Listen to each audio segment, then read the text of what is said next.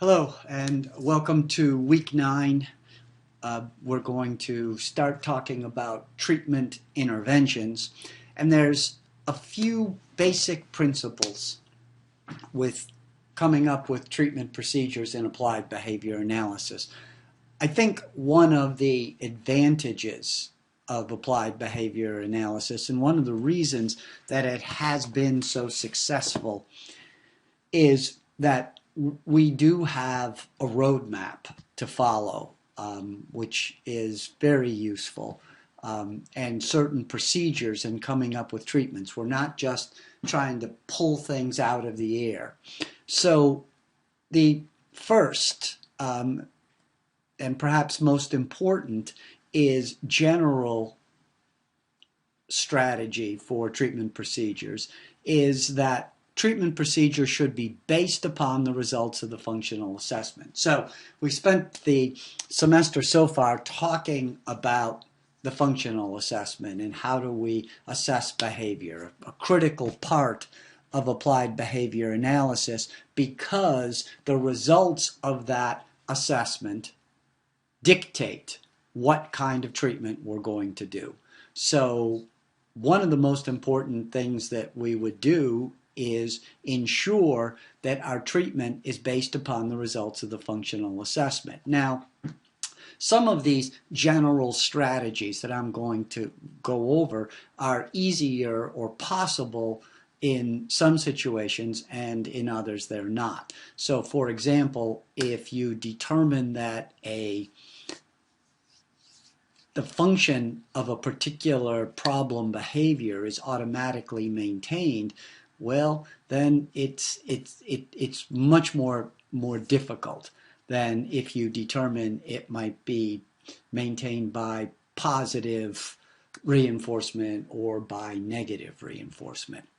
But step number 1 is the intervention should be based upon the results of a functional assessment.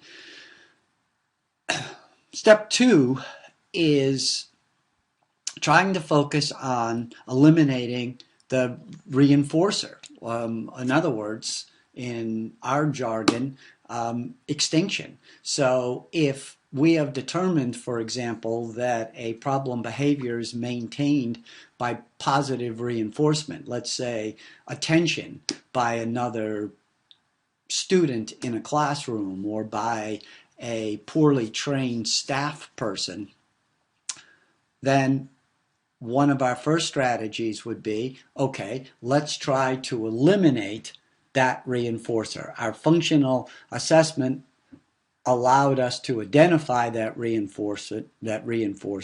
Now let's eliminate that reinforcer, and that's extinction.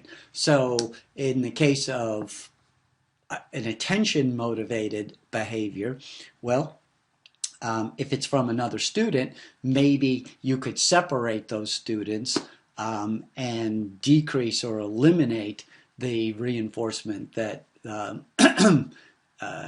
the individual that you're treating is getting. If it's a staff person, you could either retrain that staff person or have them not work with the individual. If it's maintained by negative reinforcement, trying to escape or avoid a situation, then of course extinction would be not allowing them to escape or avoid. Again, sometimes you can do that. Sometimes that isn't going to be possible. But generally, one of the strategies for treatment procedures in applied behavior analysis is try to eliminate the reinforcement that's maintaining the behavior. This is one of those things that in some cases you may be able to do it, and that'll be the end of the problem. In other cases, you just can't do it. Another strategy is to, and this is one you can always do, and you should always do it, is include reinforcement procedures for appropriate behaviors. Now, in a perfect world, if you could use functional replacement behaviors, those would be most effective. That is, you could reinforce alternative behaviors that get the individual the exact same reinforcer that they were getting by engaging in the problem behavior. So let's say attention motivated behavior, well, then provide another behavior that that person could engage in that is an alternative to the problem behavior in order to get attention, asking for help, for example. If it's maintained by negative reinforcement, well, then providing the reinforcer, which is avoiding the task based on engaging in an appropriate behavior like compliance rather than the problem behavior like, say, aggression or disruption or SIB. So, for example, if the person, the individual complied one time, let's say it's math problems, that you've identified as the antecedent, and they comply and do one math problem, then you might say, great, take a break. So now you're reinforcing an appropriate behavior with the same reinforcer, which is taking a break. Or teach the person to ask to take a break.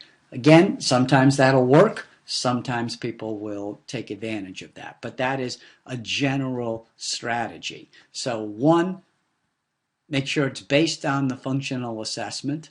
2, if you can, try to eliminate the reinforcer.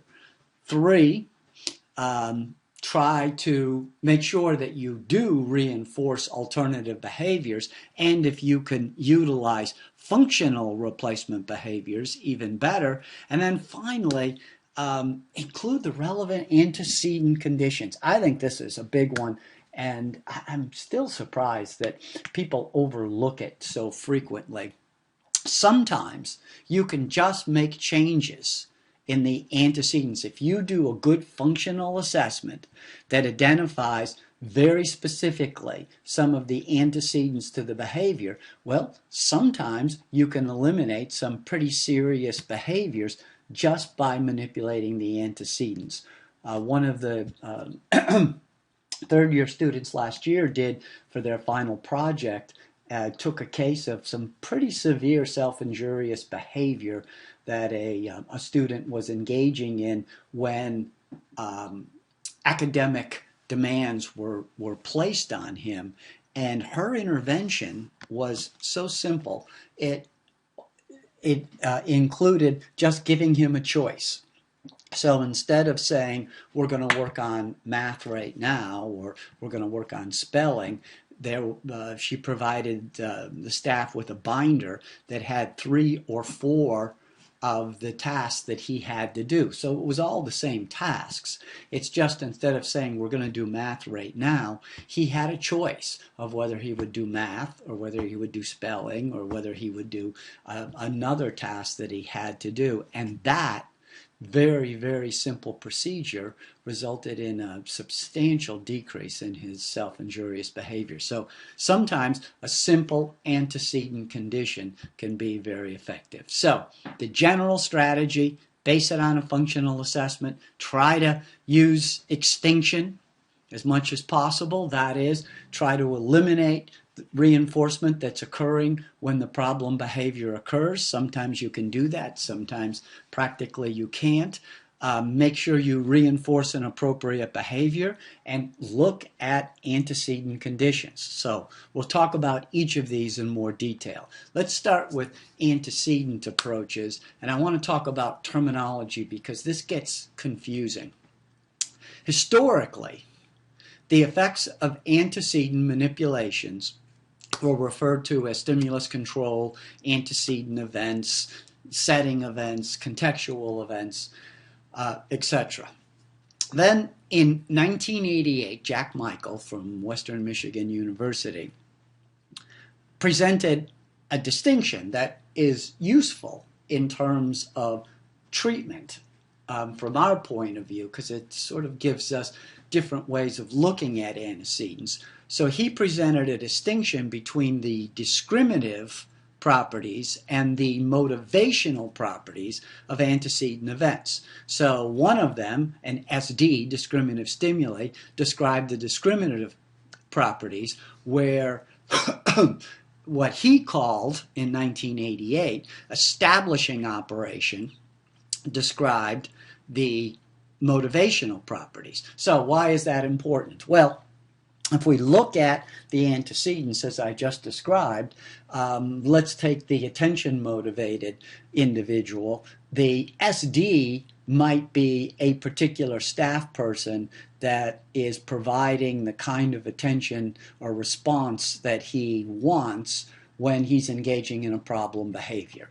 Maybe it's a startle response, let's say, and there's a particular staff member that's providing it. Well, then that staff member becomes an SD for the individual to engage in the behavior.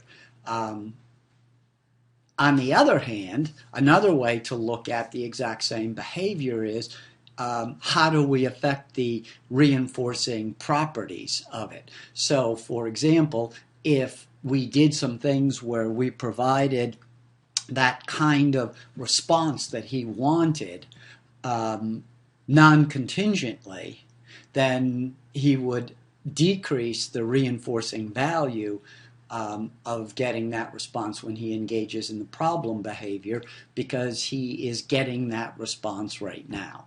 So you can look at how you can treat a behavior by looking at its discriminative stimuli, which is, in my other example, change the discriminative stimuli. In the case of the staff person, you could either retrain the staff or not have the staff work with that individual or interact with that individual. The motivating operation or establishing operation, as Michael called it,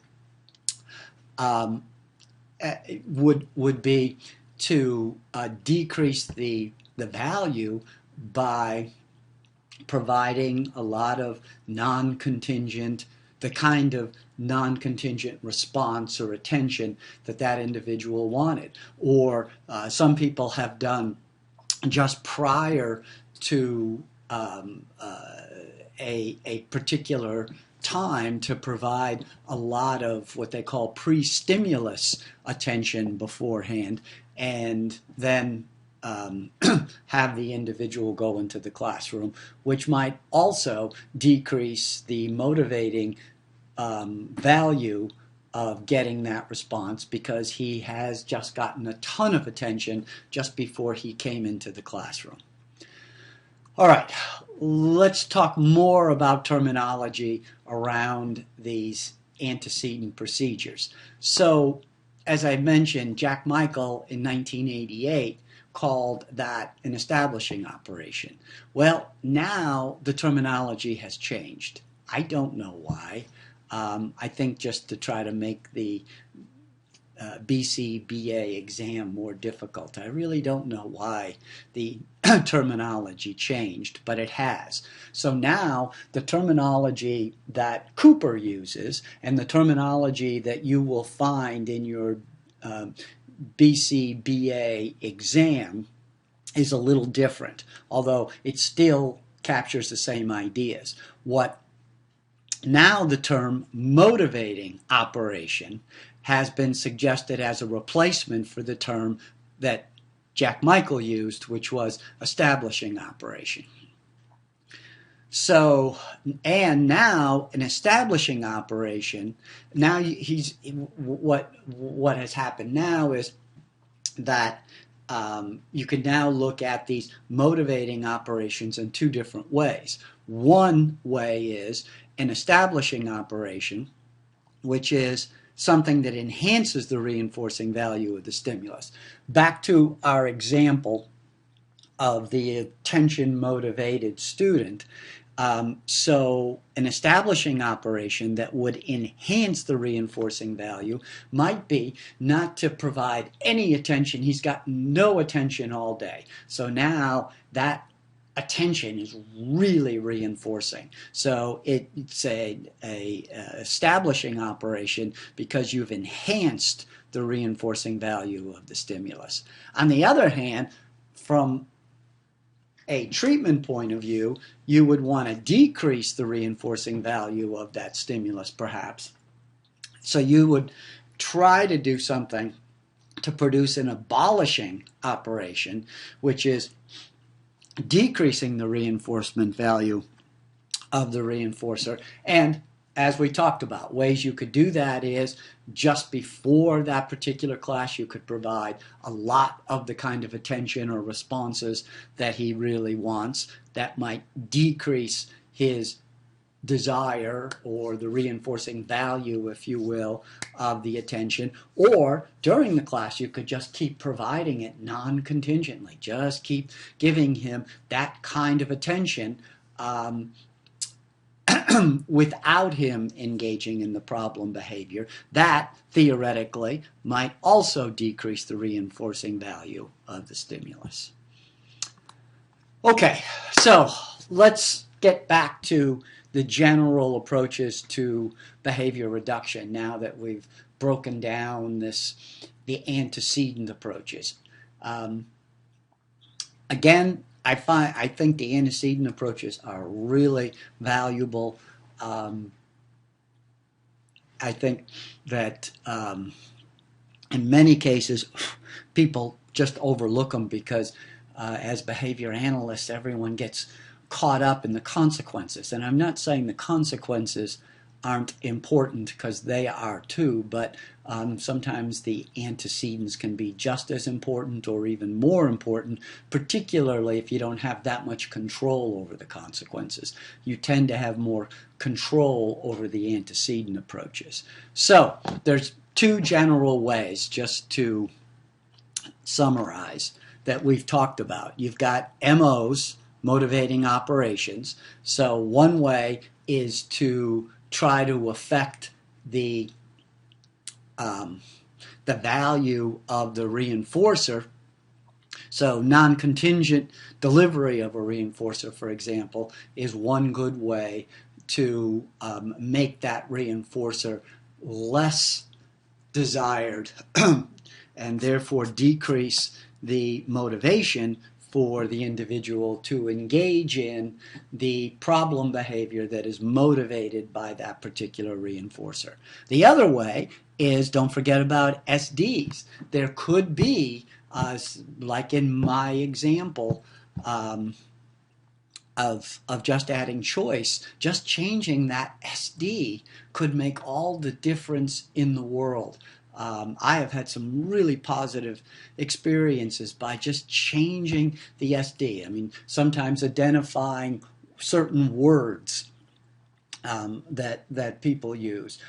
Just the presentation of the demand materials, or how those demand materials are presented, the way the person walks over, how they do it. Just changing that sometimes can make a huge difference by changing that SD in terms of decreasing the likelihood that the problem behavior is going to occur in the first place. All right, back to the consequence. So that's the antecedent approach. Now the consequence approach, as we said, number one, if you can, use extinction. Withhold the reinforcer.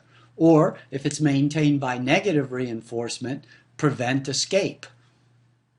And try to make sure you provide some kind of replacement or alternative behaviors that are reinforced. Again, a functional replacement behavior is the simplest and could be the most effective. That is, if you could provide that exact same reinforcer, escape, for example, based upon an appropriate behavior rather than the problem behavior, such as asking for a break. And then finally, just to round it out, we have punishment, which is another alternative. A timeout, for example. Well, again, based upon the function of the behavior, a timeout could be effective, or it could make things worse. Response costs. When someone engages in a problem behavior, there is some response cost. They lose some privileges, or they have to stay after school and do some additional kinds of things. So that's it. Those are the approaches that we use in order to achieve some kind of behavior reduction. So those are the general approaches. Now, as you know, the art of this is being able to fine-tune each of those and coming up with that exactly that kind or amount and identifying the kind of attention the person wants, or trying to identify what is aversive about this particular event that the person wants to escape, and then being able to manipulate that. That is really the art to applied behavior analysis, and people who are good at that nuance of being able to separate it out are, in my mind, the most effective applied behavior analysts. All right, here's another way to look at this. Hopefully, if you're confused, this will help clarify it. Hopefully it won't confuse you more. This is based on an article by Awada, Vollmer, and Zarconi in 1990. So the terminology's off. They're using establishing operations based on, remember, Jack Michael started using that terminology in 88. This article is in 90, so it didn't change yet to motivating operation, but think motivating operation here, not establishing operation. But I like this approach because it's exactly what we're talking about. Start with the function. If the function is positive reinforcement, you've done your functional assessment, you've determined it's positive reinforcement, hopefully you've identified some good antecedents and you can manipulate those too. But so the motivating operation, antecedent, one type of antecedent might be non-contingent stimulus delivery. So try to provide that positive reinforcement non-contingently, and that in and of itself might decrease the motivation for engaging in the problem behavior. At the same time, if you can, use extinction. So don't allow, in a perfect world, reinforcement by engaging in the problem behavior, but provide it for an alternative behavior, differential reinforcement, DRO, functional communication training, another way of saying a functional replacement behavior, talk to me please, or I need help. Might be a way for a person to get a certain amount of attention,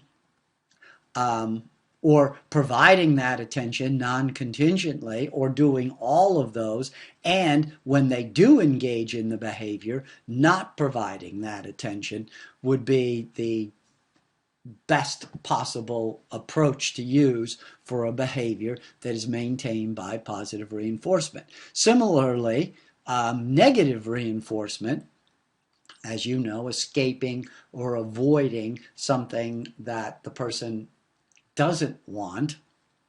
Well, the motivating operation would be somehow to reduce that aversive stimulation. So you could provide some non-contingent escape,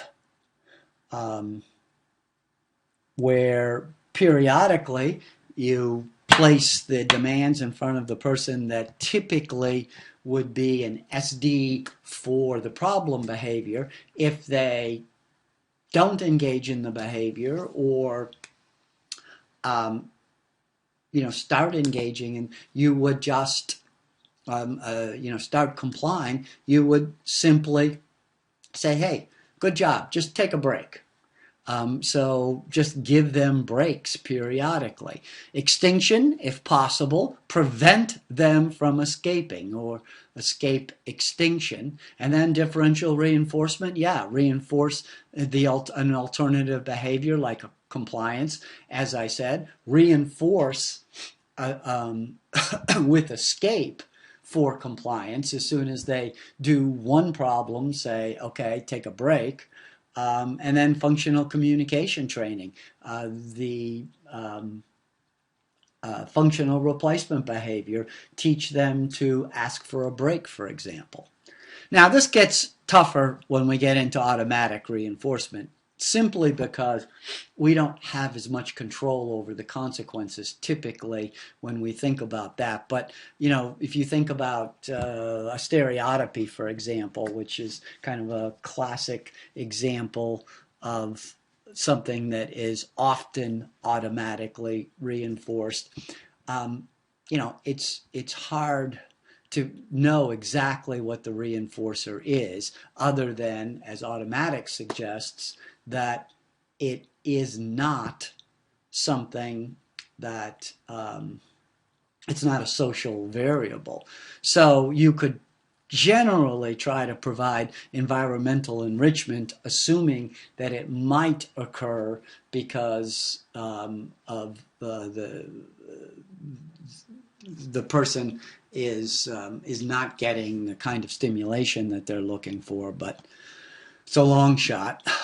Extinction is really hard because you don't know exactly what the reinforcer is, but to the extent that you could do some sensory extinction, that could be useful. And then differential reinforcement, well, yeah, if you could provide an alternative automatic response other than the stereotypy that is not as disruptive, that would be great. But again, with the automatic reinforcement, it is a lot more difficult because we don't understand it. We don't have as good of a our functional assessment doesn't typically reveal as much about that particular behavior. All right, so I want to go back to this when we were reading about functional assessments. One of the WADA articles that we looked at, looked at multiple studies and what was effective and what wasn't. And we looked at this graph again, but I want to just touch upon it one more time to sort of repeat again what we've been talking about. And that is these little lines here are positive outcomes, so that going back to what Awada did in this study is look at all the interventions that were done with this 162 or whatever it was individuals, excuse me, and determined which of those were effective. So, for example, and then we see that they are effective, interventions are effective based upon the function. So, antecedent events. So, non-contingent reinforcement. Well, sure, that can be very effective, as it was with social positive reinforcement. So, like attentions or tangible, providing something non-contingently, as we talked about, can be very effective. Same thing with negative reinforcement. Apply the reinforcer. In this case, it's very different. It's extinction, but apply the reinforcer, and it is very effective. Task modification, well, that was only really done when the behavior was maintained by negative reinforcement, but it was effective in every case. That's remarkable. Now, we start getting into, when we look at extinction, the differences between the different functions become more obvious. So, extinction of attention, so like turning away from someone or using moving away and just ignoring them. Well, very effective if the behavior was maintained by that attention, social positive, but never effective, in fact makes things worse, if that behavior is maintained by negative reinforcement. Why? Well, of course, because that's exactly what the person wants. They're engaging in that behavior, if they're engaging in that behavior, rather, to escape or avoid something they don't want, you're feeding right into it. You're reinforcing that behavior. So that's never going to be effective. By the way, you can see with with automatic reinforcement, because we don't know as much about it, none of these are particularly effective. Now, on the other hand, escape extinction, when that's used, that is extinction where you don't allow the person to escape, but you're providing a ton of attention because you're not allowing them to escape, results in an effective procedure. Okay. And then let's look at punishment, for example. Well, time out. So taking away attention, pretty effective with social positive reinforcement, but once again, not very effective with negative reinforcement or automatically maintained behaviors. Okay, so this week, two articles to read that hopefully you will enjoy. This first one by Piazza, 1999, I think is a classic. I think it's very important because it's an evaluation of the properties of attention-motivated target behaviors. So what we're going to be doing the rest of the semester is each week we'll be talking about a different function and the kinds of treatments that are appropriate based on that function. Because as I said, strategy number one is base your treatment on the function, the hypothesized function of the behavior. But I think people sometimes naively think attention is attention, and attention is not attention. That is, the really good functional assessments are those that can